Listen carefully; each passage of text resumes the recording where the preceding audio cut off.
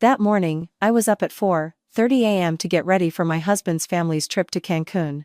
Outside, it was still pitch black, and the early winter Chicago wind whistled through the window frames with a bitter chill. But inside the house, the sounds of suitcases being dragged across the floor were already echoing. Helen, my mother-in-law, called up from the kitchen.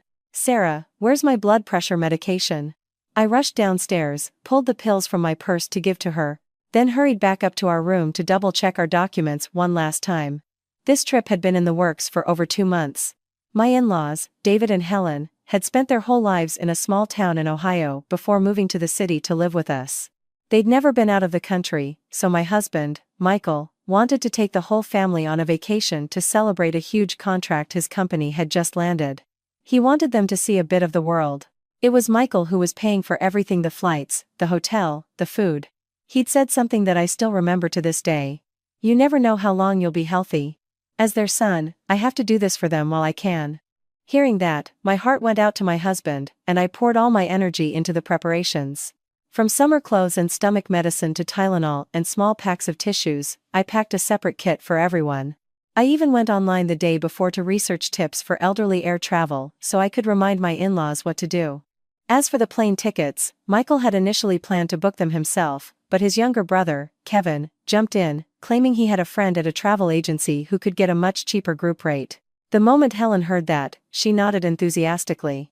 "He's family. If you can't trust him, who can you trust?" So, Michael transferred over $10,000 to Kevin to handle everything. In the days leading up to the trip, I felt a little uneasy because Kevin only sent a blurry screenshot of the booking code instead of the full passenger itinerary. But every time I asked, he'd just laugh it off. "Sarah, you're so meticulous. We're going on vacation, not into battle." Seeing my concern, Michael put his arm around my shoulder and whispered, "Hey, don't worry about it. I'm here." His words put me at ease. At 7:00 a.m., the whole family piled into a van and headed to O'Hare. Kevin walked ahead, pushing 2 large suitcases, while his wife, Jessica, live-streamed the whole thing, showing off the family's first trip to Mexico. Helen was wearing a brand new, crimson pantsuit, her face beaming with excitement. David just kept smiling, occasionally turning to me to ask, "Is it going to be cold in Cancun, Sarah?" Seeing them so happy, I felt a genuine sense of joy. When we got to the check-in counter, I opened my bag to get our passports for the agent, but suddenly, a familiar female voice sounded from behind me. "Helen, can I leave my suitcase here?" I spun around. Chloe. She was wearing a form-fitting white dress, her hair in soft waves, her lips a fiery red. She was pulling a gleaming, high-end suitcase. What left me even more stunned was that the moment Helen saw Chloe, she broke into a wide smile and walked over, pulling Chloe by the arm to stand right beside her, as if she were part of the family. My heart started pounding. Before I could even process what was happening, Helen turned to look at me, her eyes as cold as ice. "You can go home now." I was bewildered. "What?" She smirked. "There's no ticket for you." My ears rang as if someone had just slapped me across the head. I thought I had misheard, so I turned to Michael. His face was just as stunned as mine. "What are you talking about, Mom?" he asked, his brow furrowed. Helen replied nonchalantly, "I swapped Sarah's ticket for Chloe's. It's more fitting for someone like her to come with us. Sarah would just be a burden." The air around us fell silent. I stood frozen, the passports in my hand trembling uncontrollably. Michael whipped his head toward his brother. "Kevin, what is this?" Kevin immediately looked down at the floor. I was just doing what Mom told me to do." Jessica, standing next to him, quickly averted her eyes from mine. Only Chloe maintained her gentle, fabricated smile. "I'm sure it's just a misunderstanding, Michael." "A misunderstanding?" I let out a bitter laugh. "What kind of misunderstanding gets my ticket cancelled for this trip?" It was then that David stepped forward, his voice thick with annoyance. "All right, that's enough. Why are you making a scene in the middle of the airport? We're already here. Sarah, just take a taxi home. The rest of us will go." I turned to look at my husband. I knew what his entire family was thinking at that moment. We're already at the airport, so Michael wouldn't dare make a scene. He was a devoted son with a strong sense of pride. He would surely swallow his anger to keep the peace. But right at that moment, Michael suddenly snatched the stack of passports from Kevin's hand.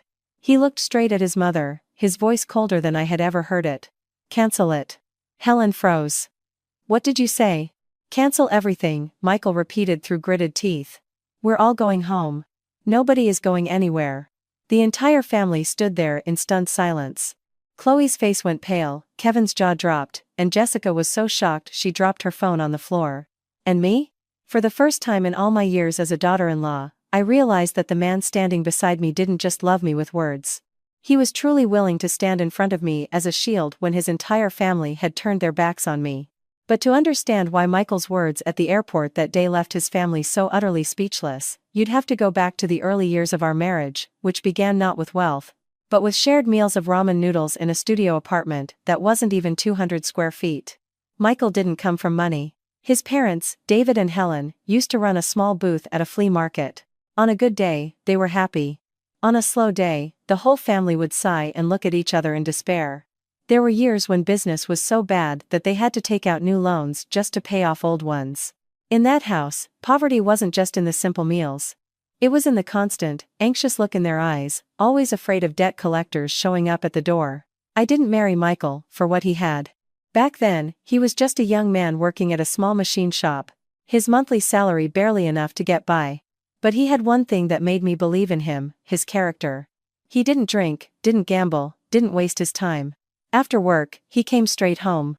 Whatever money he made, he'd give some to his mother and save a little to take night classes, learning more about his trade and management, hoping to open his own shop one day. The day I brought Michael home to meet my parents, my mother asked me quietly, "Are you sure about this, honey? His family is really struggling." I just smiled and said, "I'm not afraid of being poor, Mom. I'm afraid of marrying someone who isn't willing to try." At that moment, I believed I had chosen the right man. And truly, during those first few years of our marriage, Michael never disappointed me. We rented a small apartment in a deep, narrow alley. In the summer, it was so hot that the fan running all night couldn't beat the oppressive heat. During the rainy season, water would drip from the tin roof into a plastic bucket we kept in the corner. I sold crafts on Etsy, while he worked at the shop during the day and took on extra repair jobs for neighbors at night.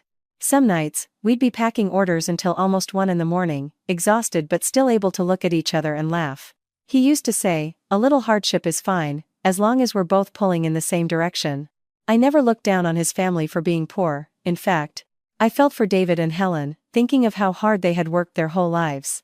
Whenever we had a slightly better month, I'd send Helen some money for her arthritis medication or buy David a new shirt.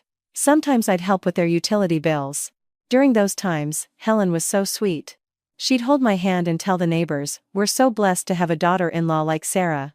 I used to believe those words were true. I used to think that as long as I was a good person, respectful and kind, my in-laws would love me like their own. But people can change so quickly, especially when money starts to appear on the horizon.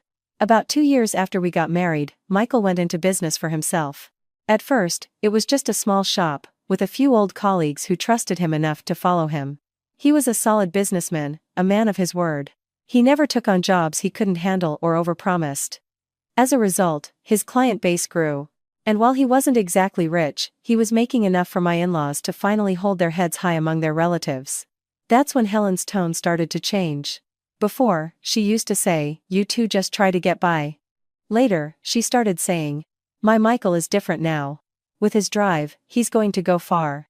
As for David, he would brag to anyone who would listen that his son was about to become a big-shot business owner, ready to step into the world of legitimate enterprise.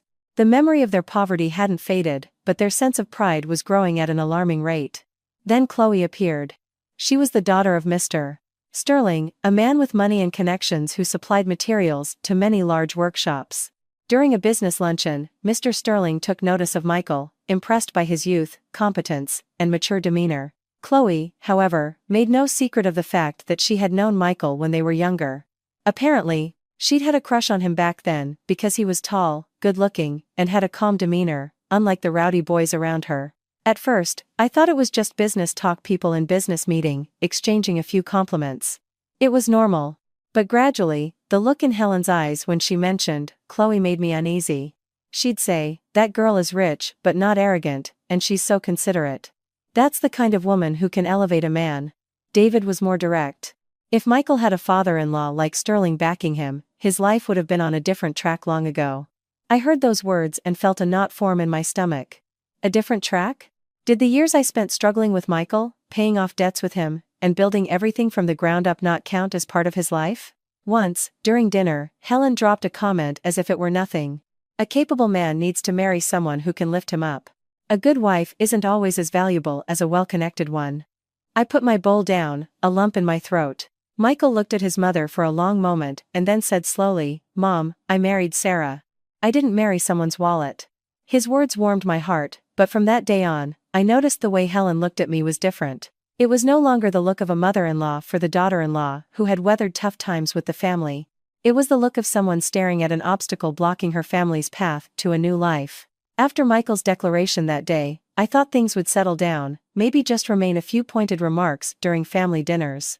I thought Helen's resentment would eventually fade, and David's regret over a missed business opportunity would pass. After all, my marriage to Michael wasn't a piece of clothing you could just change when you felt like it. But I was wrong. Some people, when they see a path to a different life laid out before them, are willing to cast aside years of shared history and affection as if they were nothing. Chloe started showing up more frequently at my in-laws' small storefront. At first, she always used work as an excuse. Sometimes she'd say she was just passing by and wanted to drop off a price quote for Michael.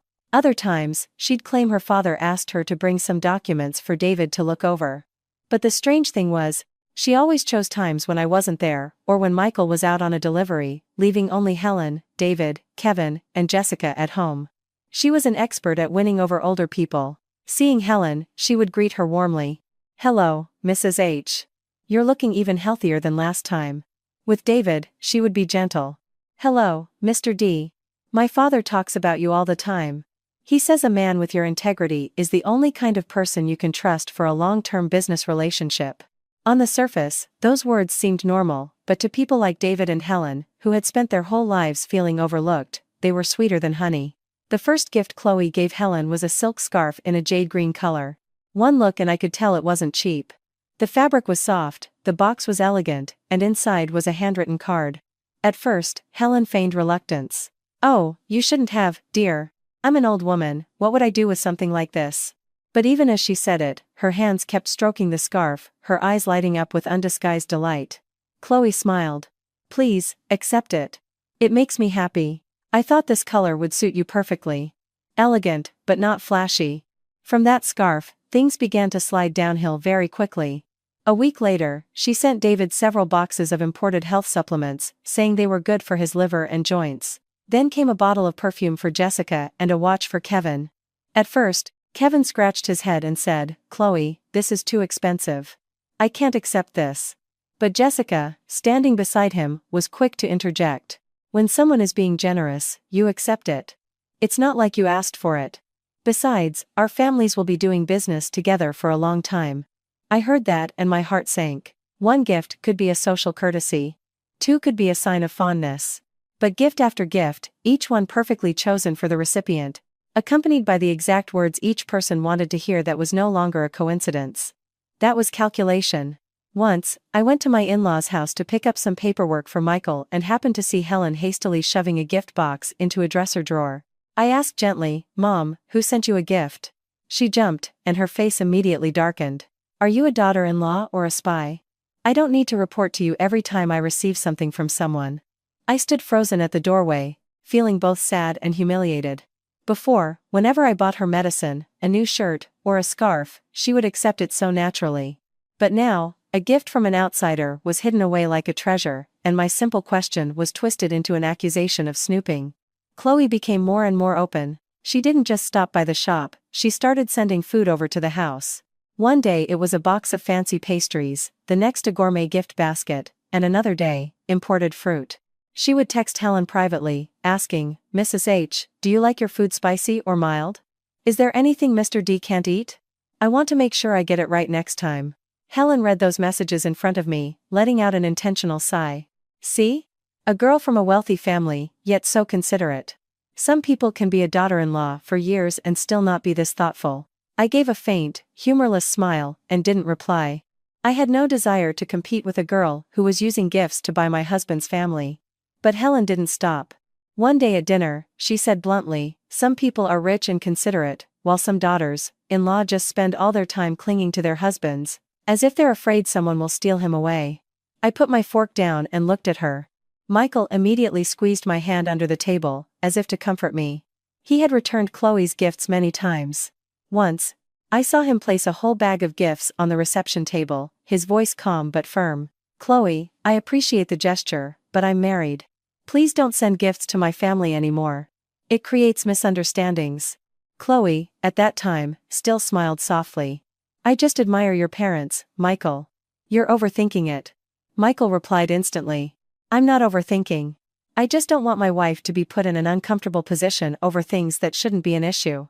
But someone like Chloe doesn't give up easily. In front of Michael, she was demure and polite, her words as soft as the wind.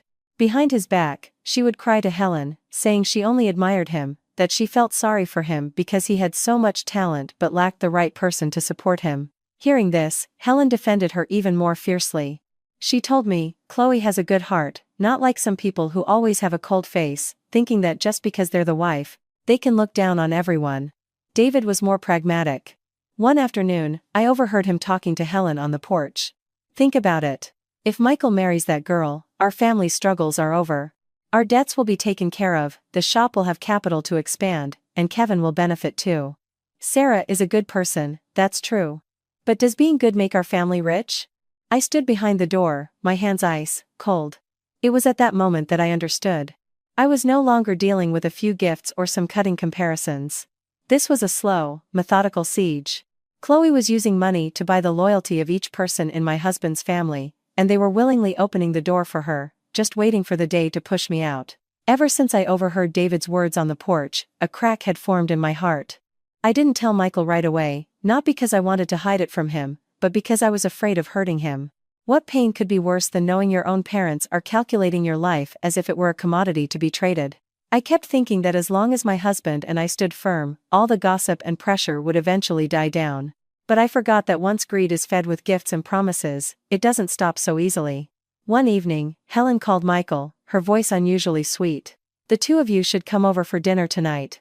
I'm making some of your favorite dishes. Michael glanced at me as soon as he heard her. He knew that these sudden dinner invitations were rarely simple. Initially, she had only asked him to come alone, saying she and David needed to talk to their son privately. But I saw the evasive look in his eyes and a sense of foreboding washed over me. I whispered, I'm coming with you. He took my hand and nodded. Yes. We're married. We go together. The dinner that night was quite lavish. There was a slow-cooked pot roast, creamy mashed potatoes with gravy, and a classic green bean casserole, all of Michael's favorites. But the atmosphere was so heavy that my hand felt stiff just holding my fork. Helen placed a piece of meat on Michael's plate, sighing as if it were an afterthought. That sweet girl Chloe stopped by to see me again today. She's such a good person.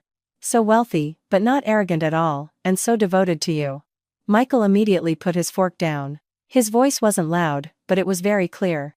Mom, please don't talk about that in front of my wife. Helen froze for a second, then gave a forced laugh. What did I say? Why are you so tense? I just think she's a nice girl, so I complimented her. It was then that David cleared his throat and set his glass of whiskey on the table. He looked at Michael with a strange expression, no longer the look of a father advising his son, but more like someone calculating profit and loss. Michael, let me be honest. A man who wants to make it big has to think long-term. A strong support system is crucial.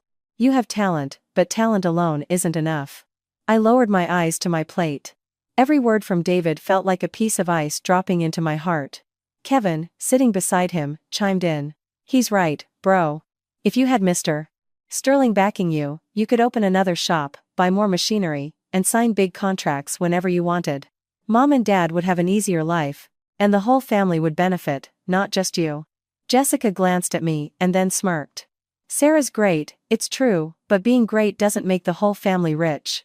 In this day and age, love without money is just exhausting. I heard that and a lump formed in my throat. It turned out that all the years I had endured with Michael, all the things we had built together, meant nothing to them. I wanted to say something, but I remained silent. I didn't need to win this argument with them. I just wanted to see if the man beside me would choose to stay silent or stand up. Michael slowly placed his fork on the table.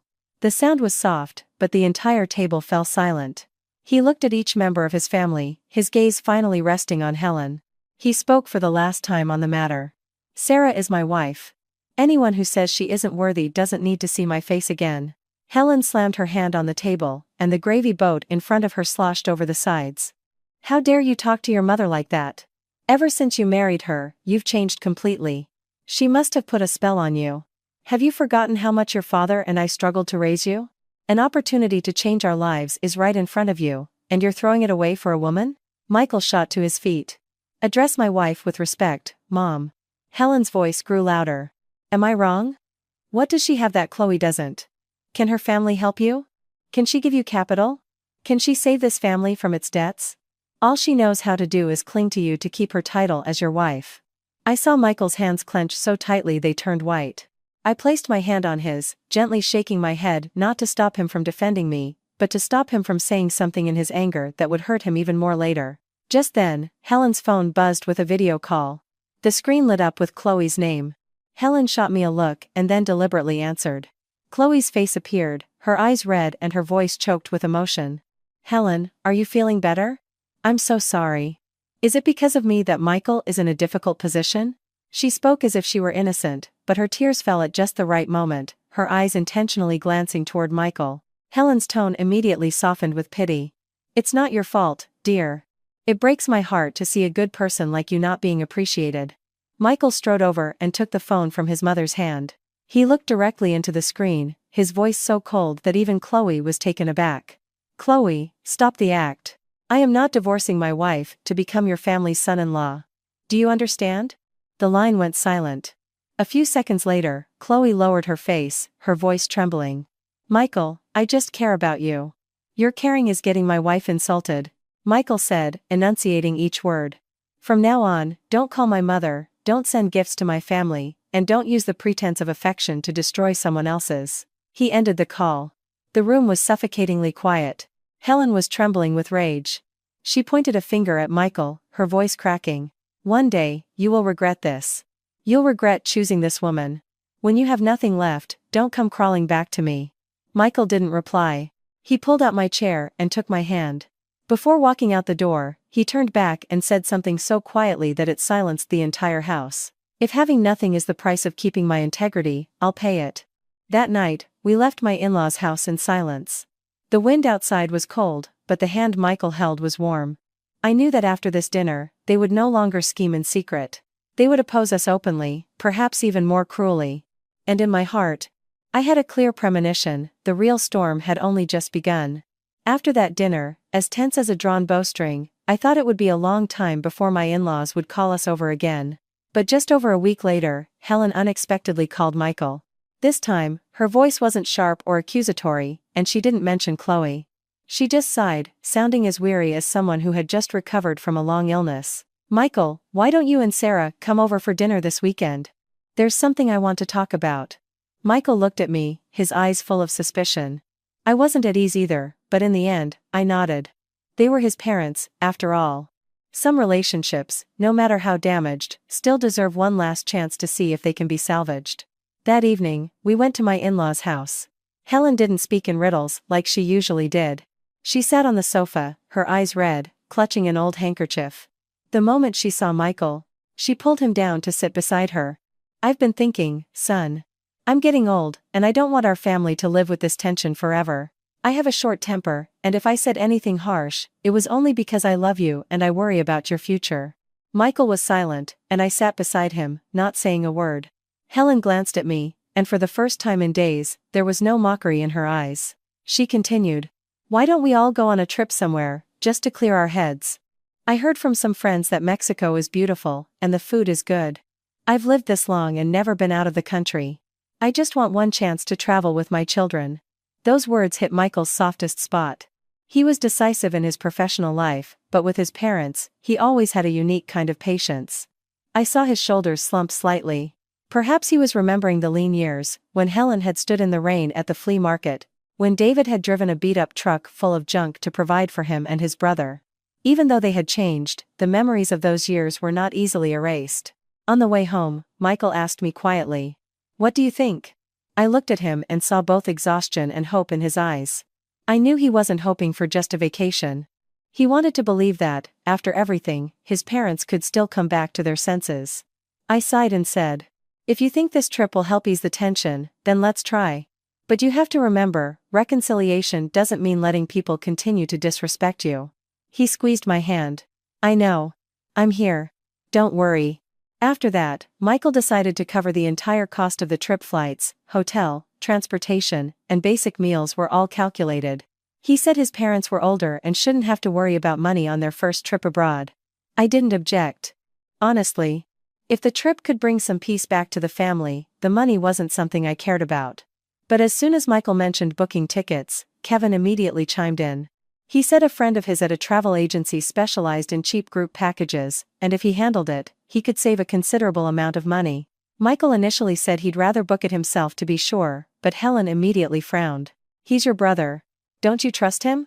Kevin wants to help out the family. Let him do it so he feels responsible. Kevin grinned. That's right, bro. Just wire me the money, and I'll take care of everything.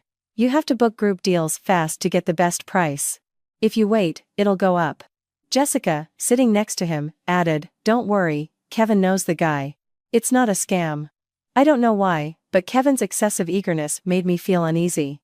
That night, as Michael was preparing to transfer the money, I reminded him, ask Kevin to send the full passenger itinerary first.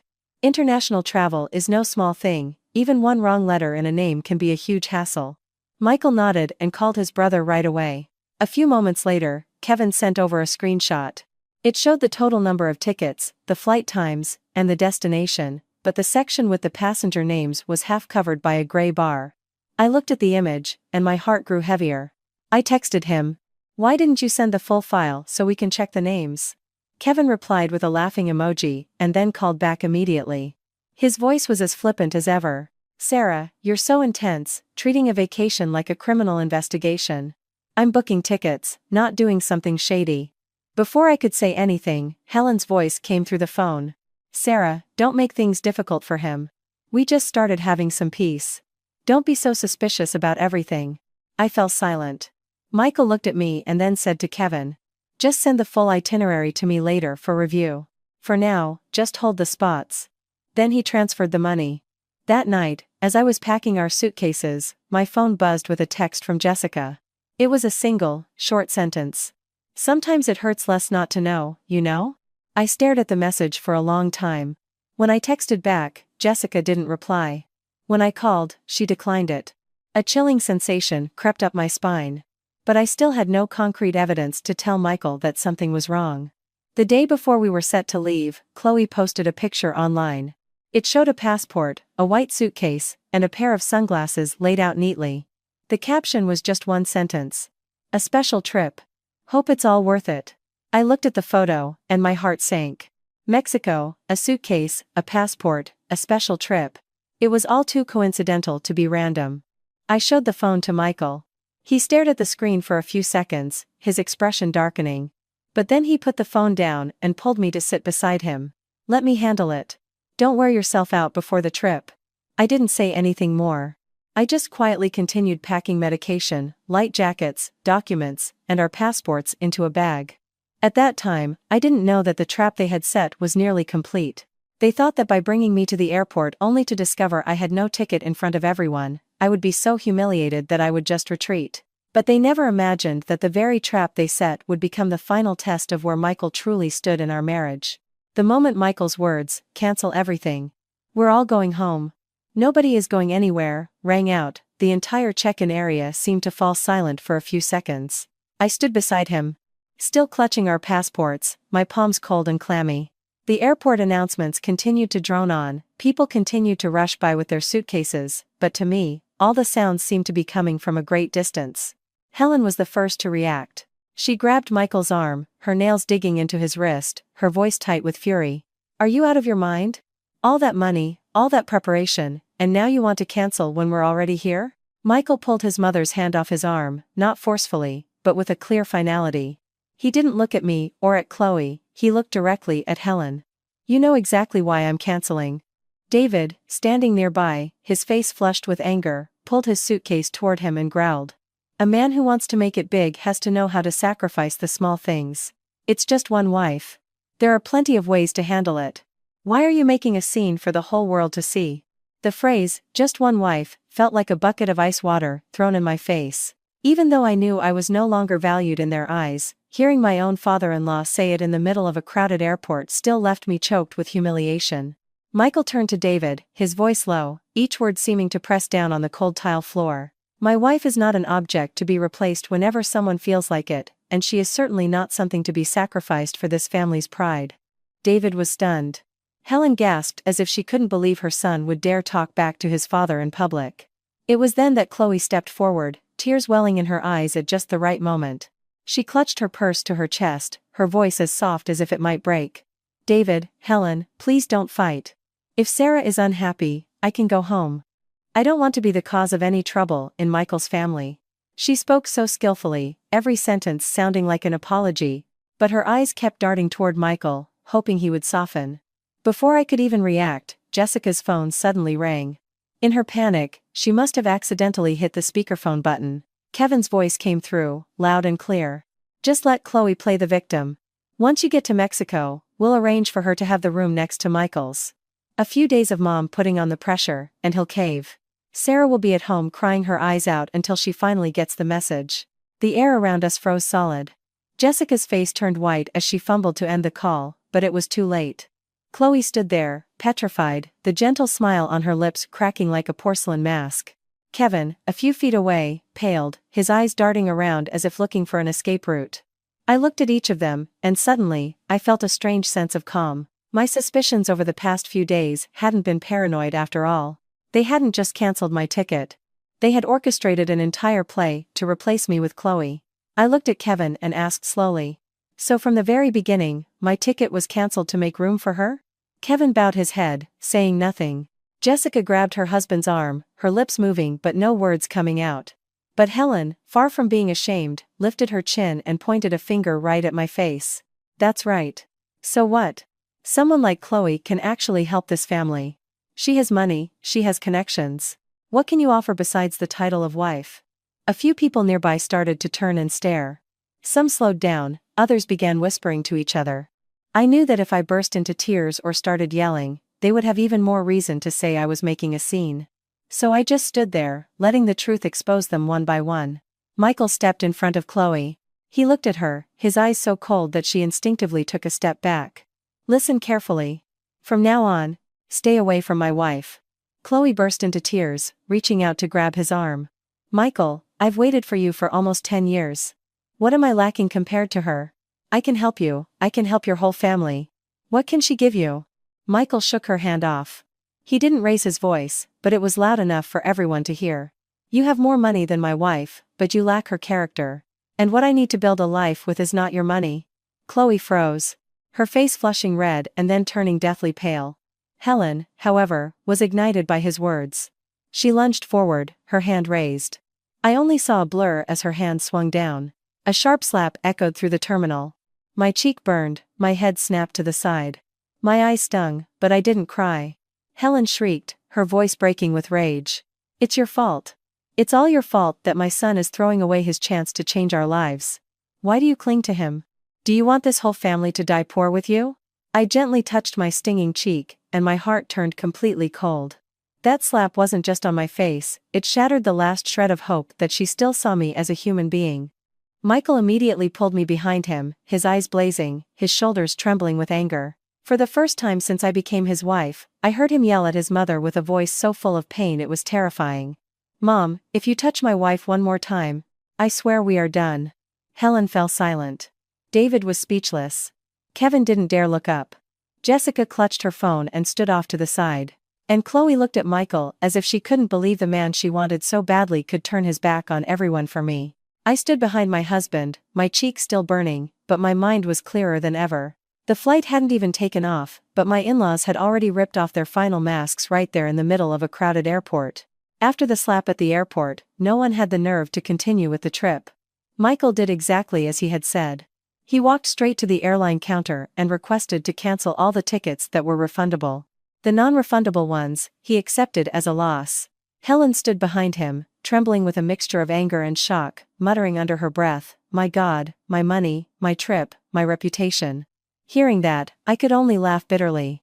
From start to finish, the money was Michael's. The preparation was mine, but the only thing she truly cared about was her own reputation. The family dragged their suitcases back to the taxi stand in a cloud of undeniable humiliation. Kevin kept his head down. Jessica clutched her phone in silence. Chloe was picked up by a private driver. Before getting into the car, she looked back at Michael, her eyes filled with a mixture of resentment and defiance. But Michael didn't even glance at her. He just opened the car door for me and sat beside me for the entire ride home. In the car, Helen started to cry. At first, it was quiet sobs, but they soon escalated into loud wails. Through her tears, she began listing her grievances. I gave birth to him, raised him, fed him, sent him to school. And now, for a woman, he dares to yell at his own mother in public. At this point, she whipped her head toward me, her eyes bloodshot. Are you happy now? You've ruined the whole family's trip. You're nothing but a homewrecker. I didn't respond. I was afraid that if I opened my mouth, all the pent-up frustration would erupt into words I couldn't take back. Michael squeezed my hand, a silent signal for me to let him handle it. But David wouldn't let it go. He slammed his hand against the car door, the sharp sound making Jessica jump. If it weren't for this woman today, our family would be on a plane to Cancun right now. You're completely wrapped around her finger, Michael. Michael turned to his father, his voice hoarse but clear. Without Sarah, I would have been the most despicable man at that airport today. David snorted. So noble. Let's see if your nobility can feed this family. It was then that Kevin finally spoke up, his voice laced with bitterness over the lost vacation. You're overreacting, bro. It's not like Sarah would have died if she went home alone. It was just a few days. Why did you have to make such a big deal out of it? I turned to look at him, the brother-in-law who had taken his brother's money, who had hidden my name from the passenger list, now talking as if I were the one who had started the trouble. I asked him quietly, if the person whose ticket was cancelled was your wife, would you be taking it so lightly? Kevin was speechless for a moment before looking away. Jessica, seeing the tension, feigned a sigh. Come on, everyone, just give a little. Maybe, Sarah, you could try to compromise a bit. You hold on to Michael so tightly, it makes his parents worry. Her words sounded like an attempt at mediation, but every syllable was designed to shift the blame onto me. I looked at Jessica and replied coldly. I'm not holding on to anyone. If someone wants to leave, you can't lock them in. If someone wants to stay, you don't need to hold them. She fell silent. By the time the car reached my in-laws' house, it was almost noon. I thought the drama would pause there, that everyone would retreat to their rooms to cool down. But as soon as we got out of the car, I saw Chloe standing in front of the gate. She had changed into a different dress, and was holding several large gift bags. Her makeup was subtle, but her eyes were still red, as if she had just been crying. The moment she saw Helen, she rushed forward and, in a dramatic display, burst into tears, clinging to the older woman. Helen, I'm so sorry. It's my fault the family had a bad day. Please don't be angry with Michael, and please don't be sad because of me. Helen reacted as if she had found her long-lost daughter, rushing to comfort her and pulling her into an embrace. Oh, you poor thing. It's not your fault at all. A well-mannered girl like you knows how to apologize, unlike some people who ruin everything and still act like nothing happened. With that, she turned and pointed a finger at me. See? That's the difference between you and her. I watched the scene unfold and no longer felt pain, only a wave of nausea. A person who had just conspired with them to humiliate me at the airport was now putting on a show, playing the role of the gentle victim. And the most frightening part was that my in-laws weren't ignorant. They knew everything, yet they still chose to embrace her because she had what they wanted. Just then, a black luxury sedan pulled up to the curb. A driver got out and opened the door for a middle-aged man in a gray suit. His hair was slicked back, and he carried himself with an air of authority. I recognized him immediately, Mr. Sterling, Chloe's father. He didn't waste time with pleasantries. He walked into the living room, placed a leather briefcase on the table, and looked directly at Michael. I heard what happened at the airport. I don't blame you. It's common for a man to be held back by sentiment. He glanced at me briefly, his eyes filled with unconcealed disdain. But if you were single, I would be willing to fund you to start your own company. Not the small shop you have now, but a real corporation. The atmosphere in the room shifted instantly. David's eyes lit up. Helen stopped crying. Kevin sat up straight. Only I felt a chill run down my spine. It turned out they weren't ashamed of what happened at the airport at all. They were just disappointed that their little play hadn't reached the final act where they collected their reward. David turned to Michael, his voice urgent. Did you hear that? You'll never get a second chance like this in your entire life. He's being so generous. What are you still holding on to? Michael looked at his father for a long time, then said slowly, "I'm not selling my wife for money. Mr. Sterling let out a faint, dismissive laugh that made my skin crawl. He opened his briefcase, pulled out a thick file, and threw it onto the glass coffee table. "A shame. But I'm sure your wife doesn't know about this." The file slid to a stop in front of me. I looked down, and the words seemed to stab at my eyes. Loan agreements, extension notices, collateral documents. The total amount was over $250,000. I froze. $250,000. Michael had never told me his family was in that much debt. Helen immediately burst into tears, this time a truly frantic wail. "This family is about to lose the house. Sarah, only Chloe can save us now. If you have any compassion for me, please, let Michael go." I looked at her, my heart growing colder by the second. It was only then that I understood. Their desperation to have Michael leave me wasn't just about greed or a preference for Chloe. His entire family was on the verge of bankruptcy, and they had decided to use our marriage as the price to pay off their debts. Michael stood silently before the file. And I knew, with absolute certainty, that the real tragedy didn't begin at the airport. It had been calculated long ago, and it was only now revealing its true, ugly face to me. That night, Michael didn't sleep. From the moment Mr. Sterling left, he barely said a word. He just sat on the balcony, his back against the wall, smoking one cigarette after another. Since we got married, I had rarely seen him smoke. He'd once told me he quit, because the smell bothered me. But that night, the smoke curled around him on the balcony like a heavy fog, weighing him down. I watched his silent figure from inside the room, my heart aching as if it were being squeezed. I knew he was trapped. On one side was his family, a debt of over $250,000, and the house they could lose at any moment. On the other side was me, the marriage he had fought so fiercely to protect at the airport. To outsiders, he seemed so strong. But I knew that inside, he was likely falling apart. Near dawn, I went to the kitchen to get him a glass of warm water. As I passed my in-laws' room, I overheard David's voice, quiet but sharp. "Don't you go soft on him. As soon as Michael marries Chloe, Sterling will wipe the debt clean. And not just the $250,000 he promised to invest in the shop too. If we lose this chance, we're all out on the street." I froze. My hand gripping the glass so tightly, my knuckles turned white. Helen's voice followed, colder than I could have imagined. "I know. But Michael is being stubborn, and that Sarah won't let him go. If he won't divorce her, we have to make her leave on her own." David grunted. "Do whatever you have to do. You're his mother, you know how he thinks. Don't let one daughter-in-law ruin everything for this family." I stood motionless in the hallway. The water in my glass had grown cold, but I felt even colder. So, even after everything that had happened, after the public slap, after Michael's threat to cut ties, they felt no remorse. They were just plotting a new way to force me out. In their eyes, I had never been a daughter-in-law, nor the wife of their son. I was just an obstacle that needed to be removed. The next morning, Michael went to the shop as usual. Before he left, he smoothed my hair back, his voice hoarse from lack of sleep. "Stay home and rest today. Let me handle things." I nodded, but my heart was unsettled. Around noon, Jessica sent me a picture with several exclamation points. It showed Chloe at Michael's office, holding a container of food, leaning slightly toward him.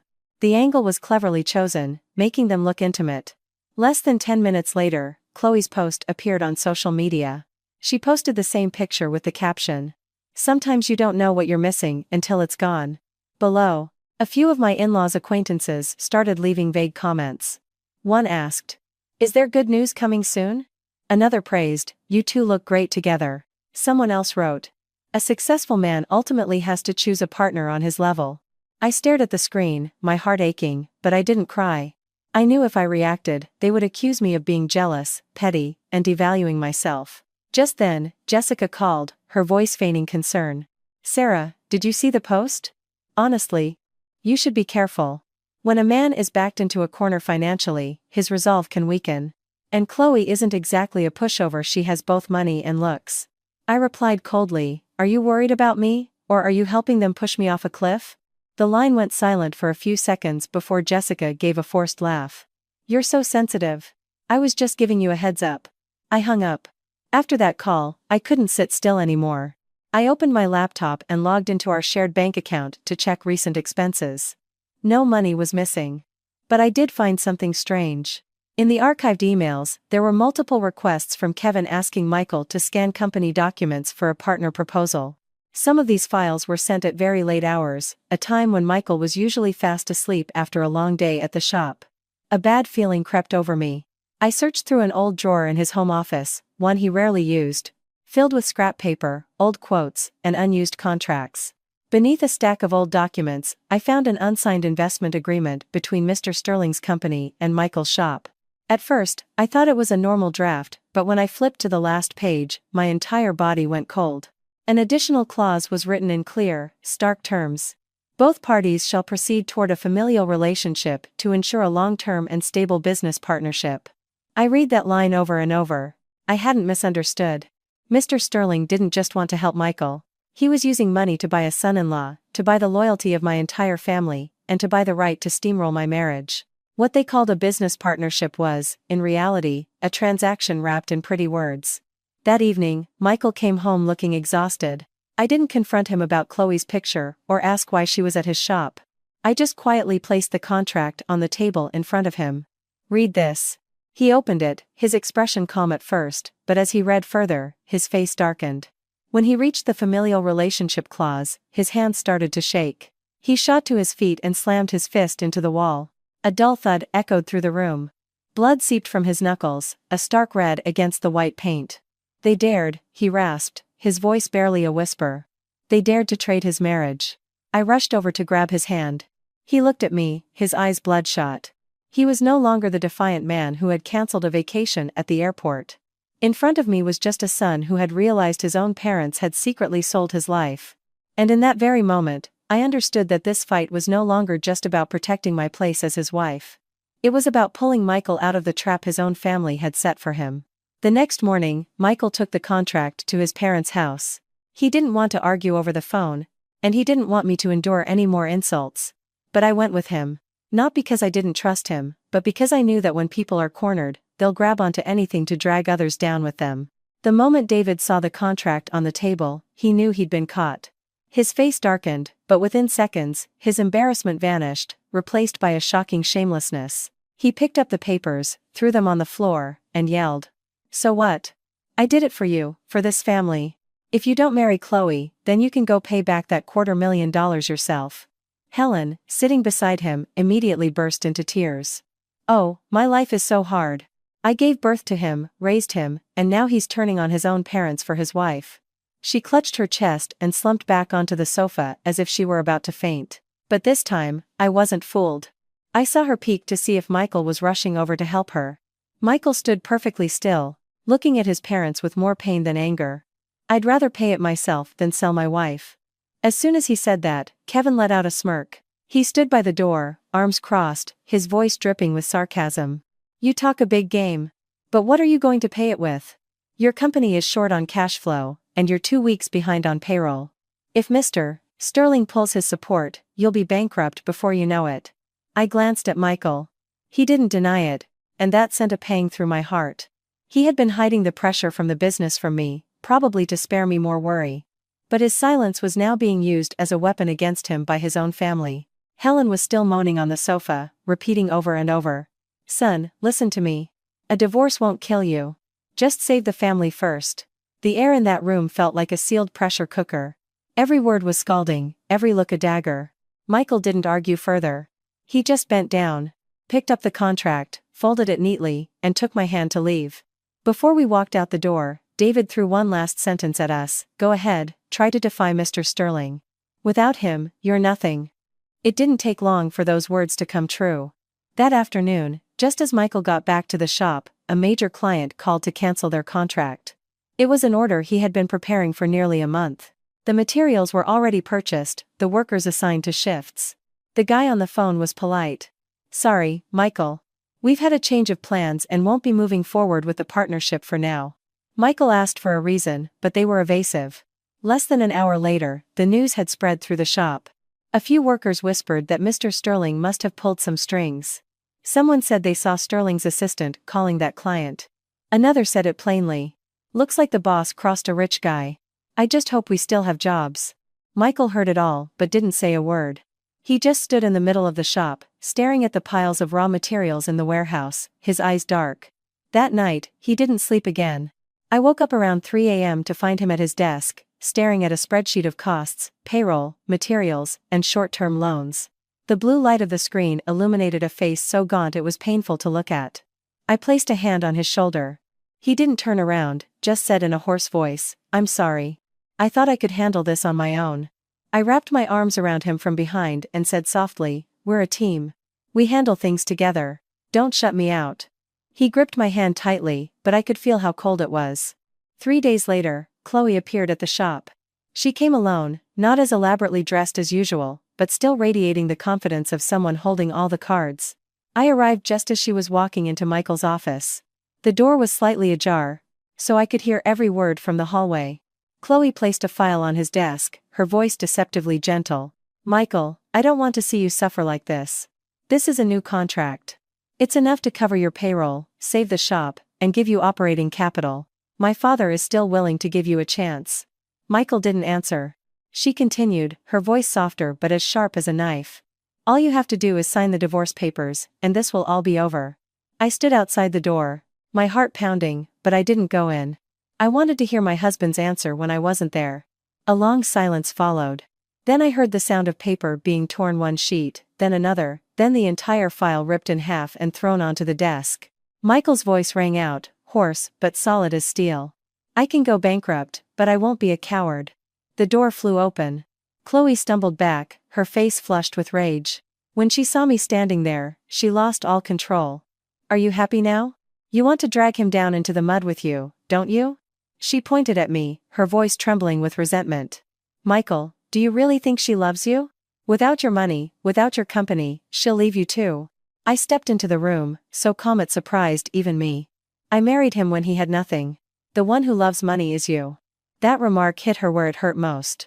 She lunged forward, raising her hand to slap me, but Michael was faster. He caught her wrist and pulled me behind him. "That's enough," he growled. "Get out of my shop." Chloe looked at him, her eyes red with either tears or hatred. She wrenched her hand away and laughed coldly. "You'll come back begging me. And when you do, don't blame me for not giving you a chance." That evening, before we could recover from the confrontation, Michael received a text from a business acquaintance. It was a single line, but it made us both freeze. "Mr. Sterling was just taken in for questioning by the Economic Crimes Unit. Something about money flows through a few shell corporations." I looked at Michael, and he looked at me. In the quiet of the room, we both knew another door had just opened. And behind that door was a truth far bigger than a rich girl trying to steal someone else's husband. News that Mr. Sterling had been brought in for questioning by the authorities spread like wildfire. Overnight, the people who had once flocked around him fell silent. The phone calls that he once only had to make once to get an answer now went to voicemail or rang endlessly. The powerful safety net my in-laws had been counting on suddenly looked like a sinking ship. Helen was the most panicked. She called Chloe over and over. "Chloe, honey, please pick up. It's Helen. What happened to your father? And what about our debt?" But the other end was just a long, cold ringtone. Calls on messaging apps went unanswered, texts were left unread. Helen was so furious she threw her phone on the sofa and clutched her head, muttering, "This can't be happening. They're too rich for this to happen." David didn't yell. He just sat silently in his chair, his face ashen. I looked at him and understood that his fear wasn't about Mr. Sterling's trouble, but the possibility that if Sterling went down, the $250,000 debt and all the paperwork signed between them would be dragged into the light. For a man so obsessed with his pride, the greatest fear wasn't poverty, but being exposed as both poor and greedy. Kevin had lost his arrogant swagger. He paced the living room, running his hands through his hair and kicking the leg of the coffee table. "I told you not to push Michael so hard. You and Dad just had to listen to them. Now, look what's happened. If Sterling is really under investigation, what about the money they transferred to my account?" Helen whipped around and snapped. "You shut up. You didn't seem to have a problem when you were taking Chloe's money, did you?" Kevin's face flushed red, and he fell silent. For the first time, I saw that they were no longer a united front. Greed had bound them together, but fear was tearing them apart. I thought the shock of that night was enough, but the next morning, Michael revealed something that left me truly stunned. As I was making coffee, he walked into the office holding a small, black USB drive. He placed it on the desk in front of me and was silent for a long time before finally saying, "I'm sorry I kept this from you." My heart sank. "What is it now, Michael?" He pulled up a chair and sat across from me. After several sleepless nights, his face was gaunt, but his eyes were unusually clear.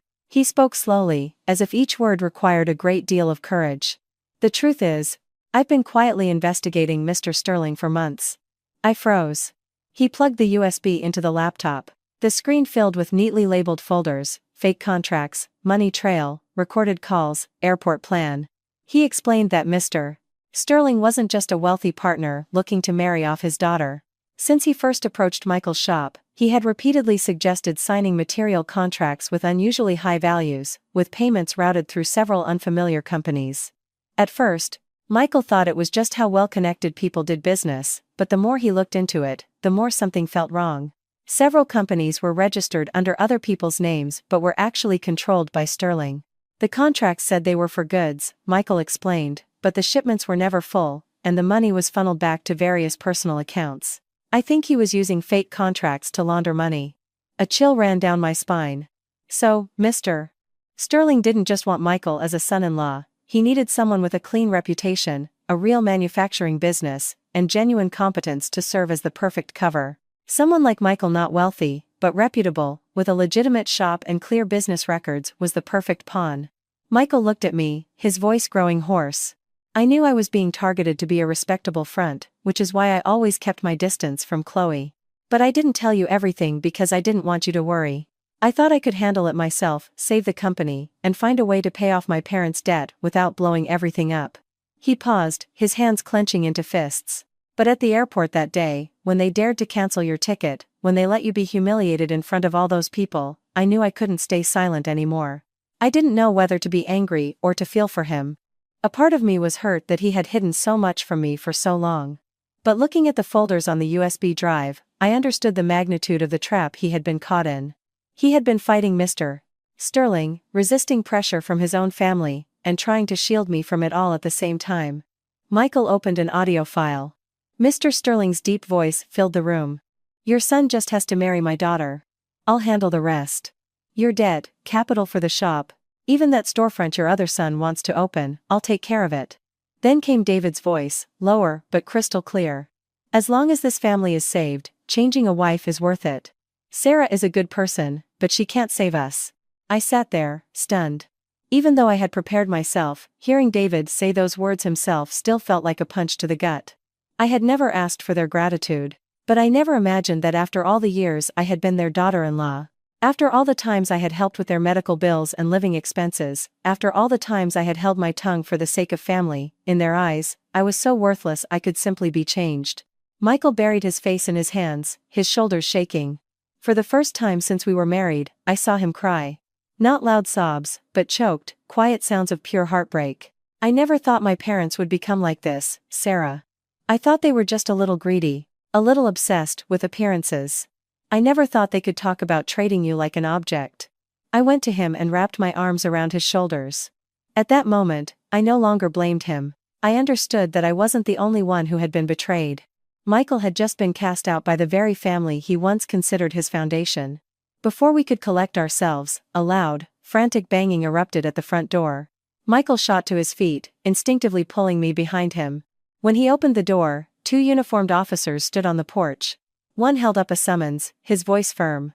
"We need Mr. David and Mr. Kevin to come with us to assist in an investigation regarding the financial records of a Mr. Sterling." Helen rushed out of her room.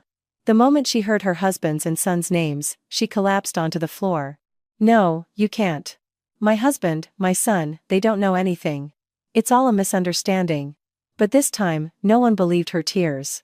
Michael stood protectively in front of me, his hand gripping mine. I could feel that he was still in pain, still trembling, but he didn't back down. That was the first time I saw him truly break free from the toxic hold of his family. Not because he had stopped loving them, but because he understood that if he continued to protect them, we would both be dragged down with them. After David and Kevin were taken away for questioning, the already tense house devolved into chaos. At first, Helen stood frozen in the living room, her face drained of all color, her hands gripping the arm of a chair as if to keep from falling. But a few minutes later, when she saw a few curious neighbors peering through the front gate, her demeanor shifted entirely. Her panic morphed into a theatrical display of victimhood. She ran out onto the lawn, weeping and beating her chest. "Oh, my God, I'm an old woman, I didn't know anything. It was all Michael's business dealings with Mr. Sterling. Now that there's trouble, he's throwing his own father and brother under the bus. Why did I give birth to such a heartless son?" Her wails carried across the neighborhood. A few passers-by stopped, some whispering, others pulling out their phones. I watched from inside, a chill running through me. Just yesterday, she was embracing Chloe like a daughter. Just yesterday, she was forcing Michael to divorce me.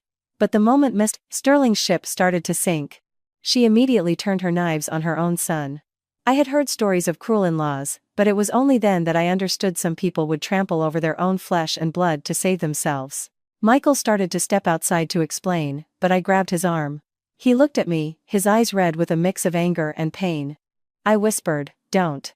She wants you to lose your temper. The more you argue, the more she can paint you as the disrespectful son." He gritted his teeth, his hand clenching so tightly the veins stood out, but he stayed put. Seeing Michael remain silent, Helen grew bolder. She pulled out her phone, called a relative, and deliberately put it on speaker. "Sister, my family is ruined. My daughter-in-law convinced Michael to report his own father. The police came and took him away. She wants to take the house, the shop, and kick our whole family out on the street." The person on the other end, not knowing the full story, exclaimed, "Oh my. That Sarah seems so sweet, but she's that vicious?" Helen immediately burst into sobs. "Sweet? She's hiding a knife behind her back." Within a single morning, the twisted version of the story spread rapidly. Some people texted me, asking if it was true I had sent my father-in-law to jail. Others hinted that a woman who was too clever becomes evil. Someone even sent me a screenshot of a post by Jessica. She had written a cryptic but vicious line. "The scariest woman is the one who hides behind her husband to destroy his family, then claims she was the victim." I read it and could only laugh. The same person who helped Kevin hide the ticket itinerary, who knew exactly how Chloe was shoehorned into the trip, was now playing the role of a moral bystander. I didn't comment, didn't argue, didn't post a single thing in my defense. I just quietly took screenshots of every post, every comment, every insulting message, every name, every word. Michael saw me and asked, "Are you going to sue them?" I replied, "No. I just don't want anyone to say we don't have proof later." That afternoon, Michael received a call from an investigator. He took it on the balcony, but the gravity in the officer's voice was audible enough for me to know something was wrong. When he came back inside, his face was pale. He said slowly, "My dad testified that I was the one who initiated the partnership with Mr. Sterling. He said he only co-signed a few documents because he trusted his son." I was stunned, but the blows kept coming. Michael sank into a chair, his head in his hands. "Kevin confessed that I told him to book the ticket for Chloe. He said I wanted to bring her along to pave the way for a divorce, but then I changed my mind because you made a scene." His voice broke on the last few words. "My own brother would say that about me?" I walked over and placed a hand on his shoulder. I knew he wasn't just shocked at being framed. He was gutted by the betrayal of family, his own father, his own brother. The people he had tried to protect were now united in pushing him forward to take the fall. I squeezed his shoulder gently. "The more it hurts, the more clear-headed you have to be. They don't want you to prove your innocence. They want you to break down and carry their guilt." Michael looked up at me. Something in his eyes had both shattered and hardened. He didn't say anything, just gave a slight nod. That evening, just when I thought things had quieted down, I received a voice message on my phone from an unknown number. I played it. It was Chloe's voice, no longer soft, but cold and challenging. "You think Michael is so clean? Without me, he would have lost everything long ago. You may have kept the man, but are you sure you can keep the truth?" I listened to it twice. Michael, standing beside me, his face grim, said, "She's trying to bait us." I nodded. "Either that, or she has something she thinks can make us panic." I opened the USB drive Michael had given me and checked every folder again. At first, I only saw the files he had already shown me. But when I enabled the Show Hidden Files option, a small folder appeared at the bottom of the screen. Its name was just 2 words. Airport Plan. Michael and I looked at each other, my heart hammering in my chest. I moved the cursor and opened the folder. Inside wasn't a document or a photo. It was a video clip, saved from before the ticket fiasco. The first frame showed the living room of my in-laws' house. On the screen were Helen, David, Kevin, Jessica, and Chloe, all gathered around the coffee table. I hadn't even pressed play, but just seeing that image, I knew. The trap at the airport was no spontaneous act. It had been calculated, discussed, and arranged. And this video was likely the one thing that could make all of their lives crumble. I pressed play on the video. The laptop screen illuminated the living room of my in-laws' house, captured by a security camera in the hallway. The angle was slightly skewed, but it was clear enough to see every face. Helen was in the center, holding a piece of paper, likely the passenger list, and tapping her fingernail on it. Her voice was sharp and clear. Just remove Sarah's name. By the time we're at the airport, even if she's angry, she can't do anything. With so many people around, she won't dare make a scene.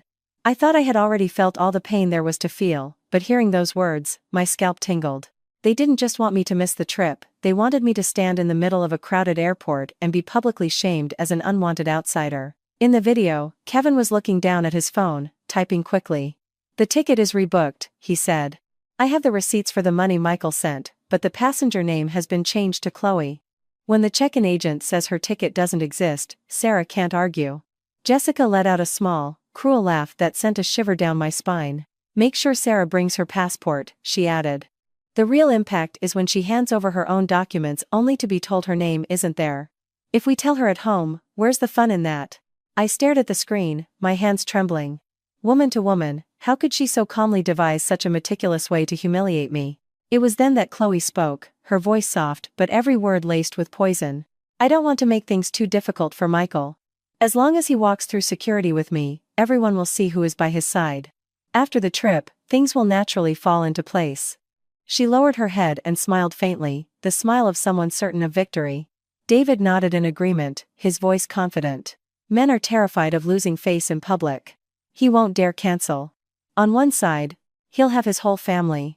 On the other, a wife who's been embarrassed. He'll choose to stay quiet to end the drama. Helen immediately added, "Michael is a good son. He wouldn't bear to see his parents lose face.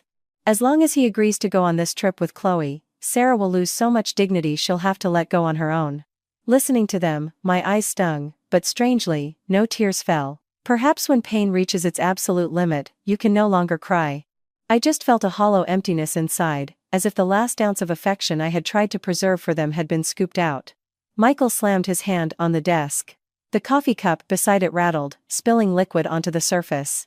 He gritted his teeth, his eyes bloodshot. "I knew they were cruel," he choked out, "but I never imagined they were this venomous." His voice broke on the last word. It wasn't just the anger of a husband. It was the utter devastation of a son witnessing his own parents, brother, and sister-in-law conspiring to destroy his wife. I said nothing. I rewound the video, saved a copy to a hard drive, uploaded another to cloud storage, and immediately emailed one to the lawyer Michael had contacted. I added a note. "This is proof they premeditated the airport incident. Please secure the original and advise on our next steps." Only after I hit send did I realize how cold my hands were. Just then, the bedroom door burst open. Helen charged in, likely intending to continue her tearful performance for Michael. But the moment she saw the laptop screen, frozen on the image of her holding the passenger list, her face went white. She froze for a second, then lunged forward like a madwoman, reaching to snatch the laptop. Michael was faster. He blocked her arm, his voice like ice. "What are you afraid of, Mom? You're just seeing the consequences of your own words." Helen looked at him, trembling. In an instant, her aggressive demeanor vanished, replaced by the pitiful expression of a wronged mother. She always used to make her son relent. She grabbed Michael's arm, her voice cracking. "Michael, it was a mistake. I was desperate because of the debt. I listened to bad advice. You wouldn't send your own mother to jail, would you? I'm your mother." I looked at her and felt my heart, surprisingly, no longer ache. I just asked quietly, "When you left me standing in the middle of that airport, did you remember that I was a person, too?" Helen spun toward me, a flicker of confusion in her eyes that quickly morphed back into hatred. She let go of Michael and pointed a finger at my face. "This is all your fault. If it weren't for you, my son would be married into a rich family, and this house would have been saved. What more do you want?" Michael took a step back, as if her words had just severed the final thread connecting them. Seeing this, Helen dropped to her knees and clutched his legs. "Son, I'm begging you, don't take this further. Tell the lawyer not to send anything. If something happens to your father and Kevin, how will I live? Michael looked down at his mother for a long time. I could see his eyes were red, but this time, he didn't cry. He just slowly pulled his leg away from her grasp. From this day on, you haven't lost your son because of my wife. You've lost him because of your own greed. Helen collapsed onto the floor, sobbing silently. But her tears no longer moved me. Because I knew that if this video hadn't surfaced, the ones being blamed for destroying a trip, a family, and a home would have been Michael and me. They had left us no way out, so we could no longer blind ourselves and call it family. Less than an hour later, the lawyer called back, his voice serious. This video is a game changer. It not only proves the ticket swap was premeditated but also directly refutes the testimony that Michael arranged for Chloe to come along. I will immediately forward a copy to the investigators, following proper procedure. I put the phone down and looked at Michael. He stood by the window, his back straight but looking terribly lonely. I went to stand beside him. Outside, Helen was still crying on the floor. But inside, I felt a strange calm. That video couldn't erase the slap at the airport or the months of disrespect I had endured. But it had, at least, given me back one crucial thing, the truth. After the video from the airport plan folder was submitted by our lawyer, Chloe could no longer maintain the gentle, understanding facade she had so carefully constructed. When the mask falls, people often stop bothering with soft words. That afternoon, I received a call from an unknown number. The moment I answered, Chloe's voice came through, as cold as a blade to the throat. You won one round. Don't think you've won the whole game. I paused, not out of fear, but to see how far she would take her act. What do you want? I asked. Chloe let out a soft, humorless laugh, full of venom. I want you to understand that people like you should never step into a world that isn't yours. Michael should have been mine a long time ago. Before I could reply, my phone buzzed. She had sent me a picture. It was a photo of me, taken that afternoon, standing outside Michael's shop, holding a file. It was shot from across the street, clearly by someone who had been following me. My blood ran cold. Chloe's voice continued, I know where you go, who you meet. Be careful. I hung up. Michael was right beside me. The moment he saw the picture, his expression hardened. He grabbed his car keys. Pack a bag. We're staying somewhere else tonight. I stopped him. No. If we run now, we're admitting we're scared. I don't need you to be brave, I need you to be safe. He snapped, one of the rare times he had ever raised his voice at me. I looked at him and said slowly, I'll be careful. But if she's trying to scare us into making a mistake, the last thing we should do is run. That night, my online Etsy shop started having problems. It began with a few one-star reviews. Then, within an hour, dozens of fake comments flooded the page, all with the same accusations. Scammer, took money and never shipped. Low-quality product, blocked me when I complained. One account even took my personal photos, photoshopped them with vulgar text, and posted them in various online marketplace groups. I sat in front of the screen as each new comment felt like a fresh slap. Near midnight, a fake profile published a long post accusing me of having an affair with one of my husband's employees and then fabricating the story of my in-laws forcing a divorce in order to seize their assets. The post was shared with unnatural speed.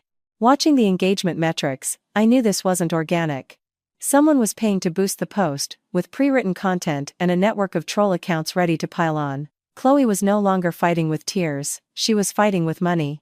Michael was so furious he wanted to call her immediately, but I stopped him. I just kept taking screenshots, saving links, and noting the times. She wants us to lose our cool, I said. Don't give her what she wants. He stood behind me, his voice choked with emotion. I'm so sorry. You've been dragged into this because of me. I didn't turn around. It's not because of you. It's because they thought I was an easy target. The ugliest blow came the next morning. A new customer placed an unusually large order from my shop, requesting same-day rush delivery. Being cautious, I documented everything. I saved the confirmation messages, took photos of the packaged items, and kept the shipping receipt. A few hours later, I received a call from someone claiming to be an investigator from the State Department of Consumer Affairs. He said they had received a complaint that I was selling goods of unknown origin and in large quantities without proper documentation. I invited him to my home office to conduct his inspection. When he arrived, I presented all my bookkeeping, purchase invoices, tracking numbers, and order messages. The investigator reviewed everything and simply advised me to file a few supplementary forms, noting there were no major issues. But I knew this wasn't a random audit. This was Chloe's warning. She could interfere with my livelihood whenever she wanted. That afternoon, Michael couldn't take it anymore. He called Chloe and put her on speaker for me to hear. She answered after 3 rings, her voice arrogant. "Michael.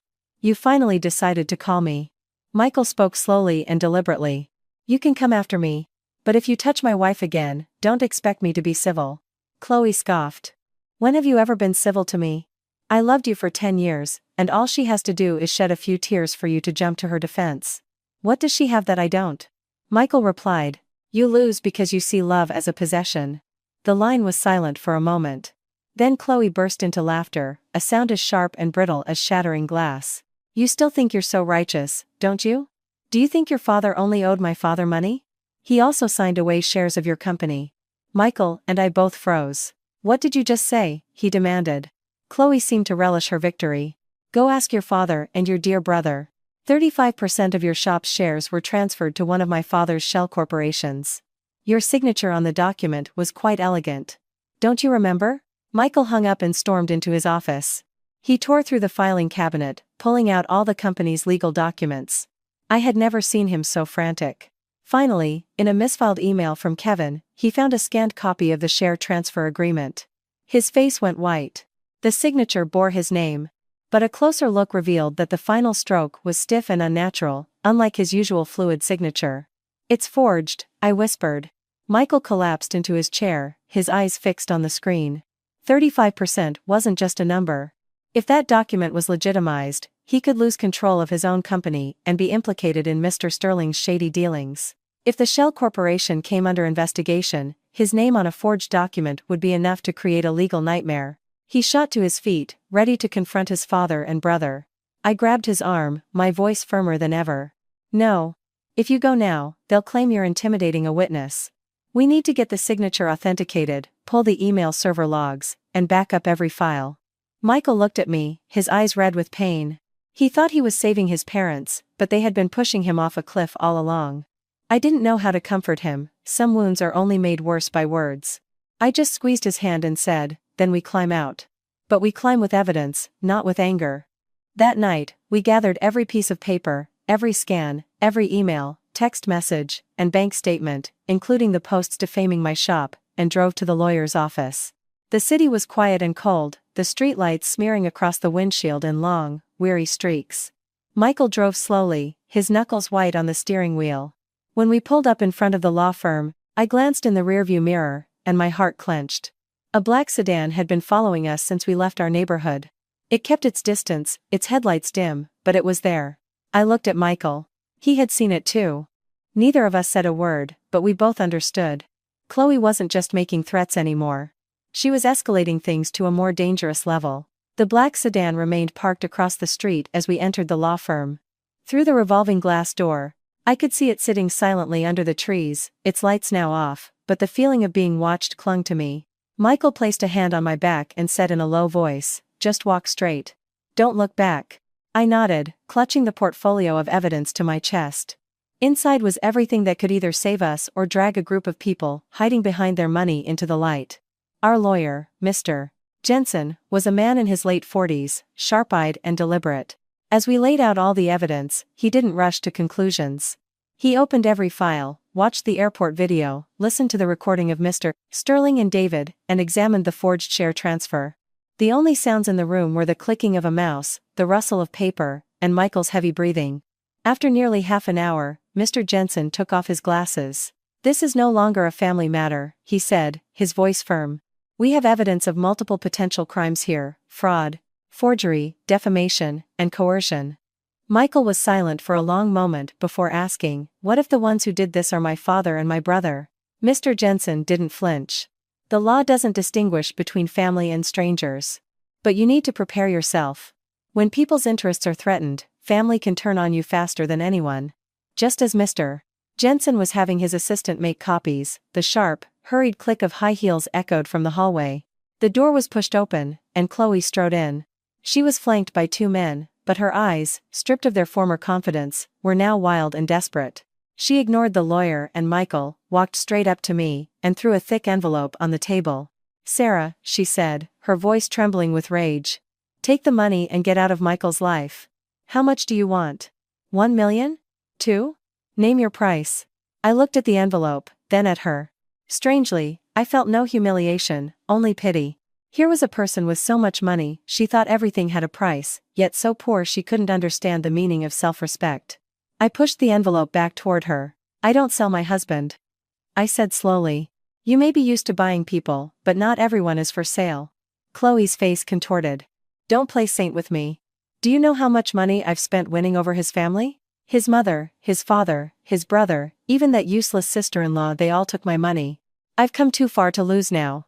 Mr. Jensen sat quietly, but I saw his finger discreetly press a button on his desk. A small red light on the security camera in the corner of the room was on. Everything she said was being recorded. Michael stood up, his calmness making the room feel even heavier. He looked at Chloe with an expression of pure disgust. "You don't love me," he said. "You just can't stand that I chose someone who isn't as rich as you." Chloe let out a sharp, brittle laugh. "You're right, I can't stand it.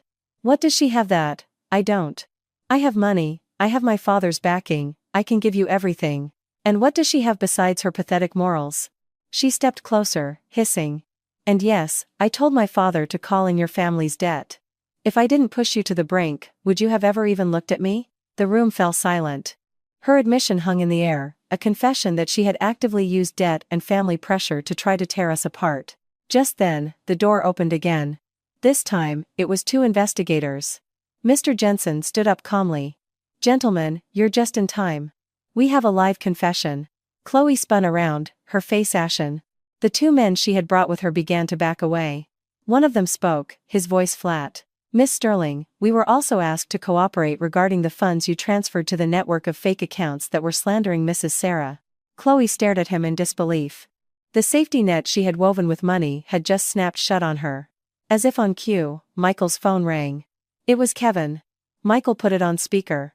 His brother's panicked sobs filled the room. "Michael, help me. They found out about the signature.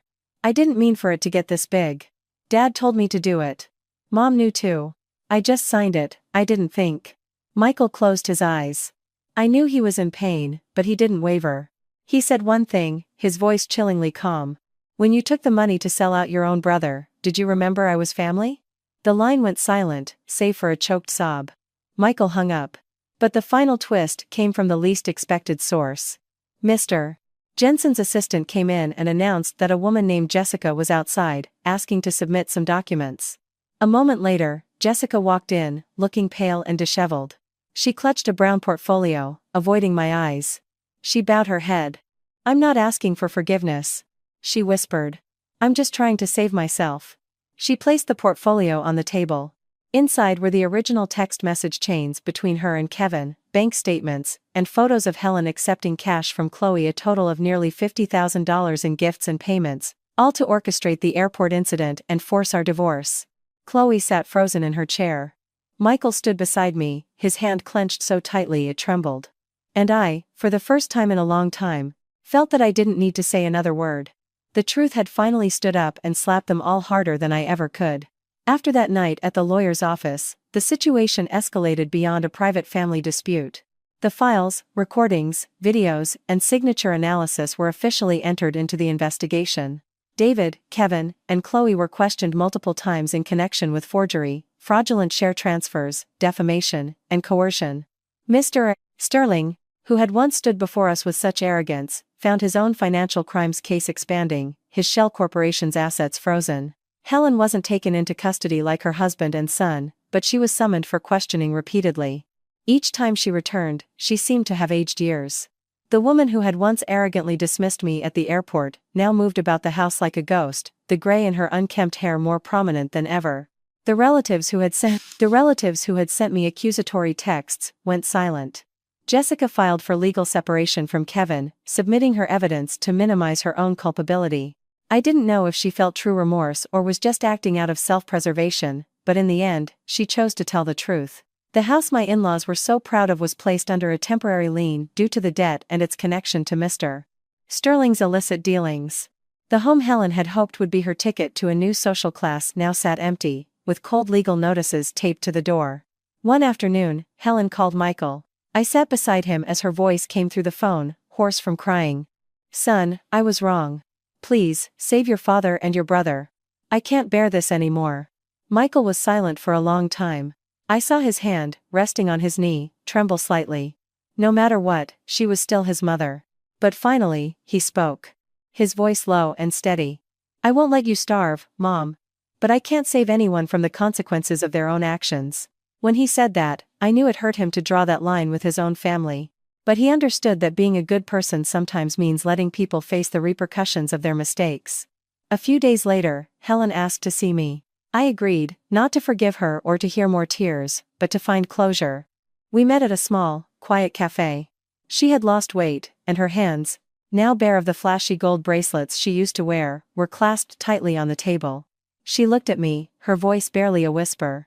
"I just wanted a better future for my son." I looked at her for a long time. I had once longed to hear a sincere apology from her, but now that the moment was here, I felt surprisingly calm. "You didn't want a better future for him," I said softly. "You wanted to sell his future to buy a new life for yourself." Helen bowed her head. And a tear fell onto her hand. For the first time, she didn't argue or blame me. Michael officially disentangled his business from all of his family's fraudulent debts and transactions. Proving the forgery was a difficult process, but with our evidence, the company survived, albeit smaller. We lost some contracts, some partners grew distant. But our most loyal employees stayed. I sold off some of my own inventory to help Michael make payroll. We had to scale back, but what was left was ours. And it was clean.